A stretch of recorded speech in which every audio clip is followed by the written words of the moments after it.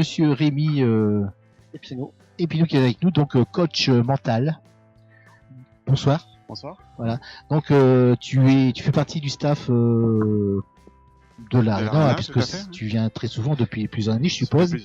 Et tu vas nous expliquer ce que tu fais, parce que moi, quand je t'ai vu la première fois, je vais pas dire que j'étais épaté parce que j'aime pas les pâtes, mais franchement, tu m'as époustouflé. Quand j'ai vu les gens pratiquement à peu près à dormir, lever le bras, plier le bras, je me suis posé des questions, est-ce qu'ils te font exprès ou pas? Mais il y a que toi qui peut nous répondre, quoi.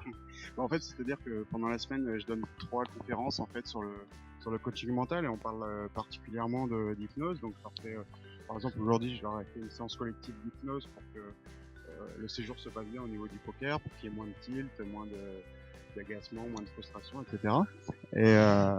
Et puis, par exemple, demain, je vais leur apprendre l'auto-hypnose, comment se mettre en hypnose eux-mêmes pour travailler sur leurs émotions. Donc, ça voudrait dire que tout le monde est capable de se mettre en auto-hypnose. Tout à fait, puisque l'hypnose, finalement, c'est un état normal qu'on va rencontrer plusieurs fois dans la journée. Par exemple, quand on va conduire sur l'autoroute, on va être dans un état de rêverie ou quand par exemple... On avait tapé du neuf, mais il a pas été payé. On est absorbé dans un livre. On n'a pas été payé, non, c'est pas ça. Ah, attention. Quand par exemple on est absorbé dans un livre ou dans une pièce ou dans un film, on est vraiment dans un état second. Comme si vraiment on était dans cette pièce ou dans ce livre. Si je me souviens bien, tu as quand même dans ton club, pas dans ton club, mais dans ta clientèle entre guillemets, parce que tu vis de ça, je suppose. Ouais. Voilà, tu as quand même des personnalités du poker. Alors je vis pas que du poker, je vis pas que de la clientèle du poker, je suis avant tout hypnothérapeute. D'accord. Donc je traite des patients qui veulent arrêter de fumer, qui sont en dépression, qui ont des crises d'angoisse, etc. Donc ça c'est mon métier principal que je reçois en cabinet les gens.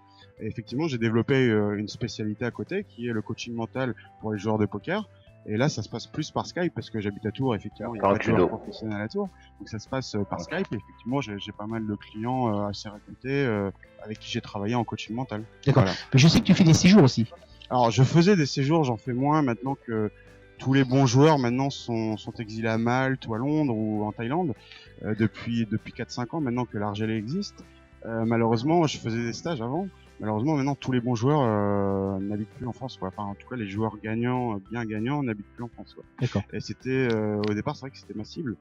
Et alors pourquoi pas peut-être un jour faire un stage à Malte ou à Londres, je sais pas. Il faut aller au ISO, quoi. Ouais, tout à fait. Ça pourrait être envisageable. Mais avant, je les faisais dans le bassin d'Arcachon. La question que je voulais te poser, c'est parce que d'ailleurs, il m'a coupé quand il m'a dit ça. Je voulais te poser une question en fait, parce que c'est vrai que moi, j'ai pas beaucoup de mémoire. Hein. C'est comme les poissons rouges. Quand je fais le tour du bocal, j'ai dit tiens, je l'ai fait, parce que je me rappelle plus si j'ai fait le tour du bocal. Un joueur de pro vient tout voir. Ouais. Quelle est la question qui te pose le plus souvent? C'est évidemment le tilt, la gestion du tilt, parce que c'est là-dessus que je voulais venir. Même les joueurs, les professionnels qui gagnent beaucoup, enfin, qui gagnent très bien leur vie avec le poker, ont toujours des problèmes de tilt, ont toujours des problèmes à encaisser la variance négative, les bad runs, le bad beat, etc., les setups.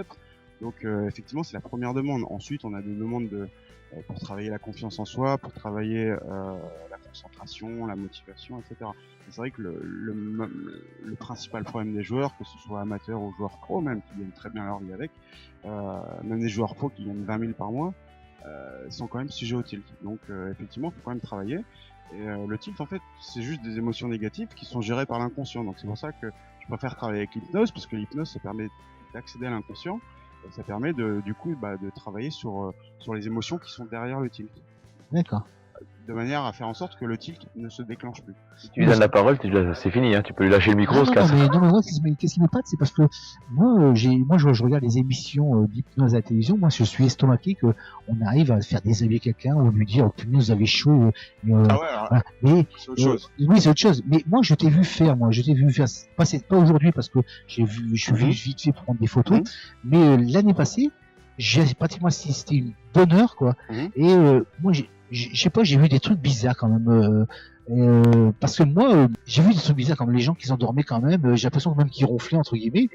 Non, mais c'est très bien. C'est-à-dire qu'à n'importe quel moment, ils pouvaient se réveiller la séance et partir comme ils voulaient. Tout à fait. C'est ça qui est surprenant. Voilà. Tu les mets en état d'hypnose et puis si ils ont une partie, là ils en vont. Quoi. Ouais, c'est ça. C'est pas comme l'hypnose de spectacle qu'on voit à la télé, vraiment très profond, mais où là la personne est inconsciente. on lui fait faire la poule, le chien, etc. C'est totalement différent. Là, c'est l'hypnose qu'on appelle ericksonienne, c'est-à-dire que à tout moment, la personne, si elle le sent pas, elle peut ouvrir les yeux, arrêter la séance. C'est exactement ça. Oui. Voilà. Moi, j'ai mis c'est tout à l'heure. Bon, c'est vrai que j'ai pas laissé longtemps. Tu as fait éplucher tu as dit qu'il y avait les citrons à la main. Tu as fait éplucher le citron et vous mettez les citrons, le couper, le mettre à la bouche.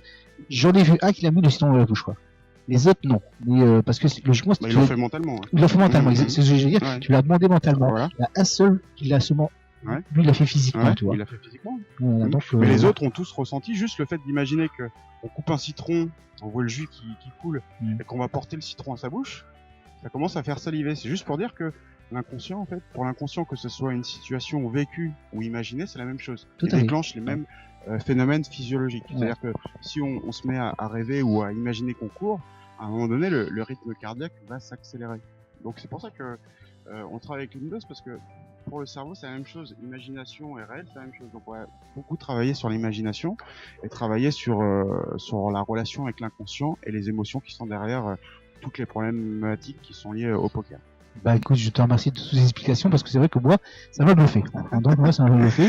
Donc oui, bah non, mais c'est vrai que je voudrais bien que tu fasses un petit peu endormir, parce que j'ai l'impression que moi j'y arriverais pas. Parce que quand j'ai vu les autres, j'ai dit bon, j'y arriverai pas, c'est pas possible.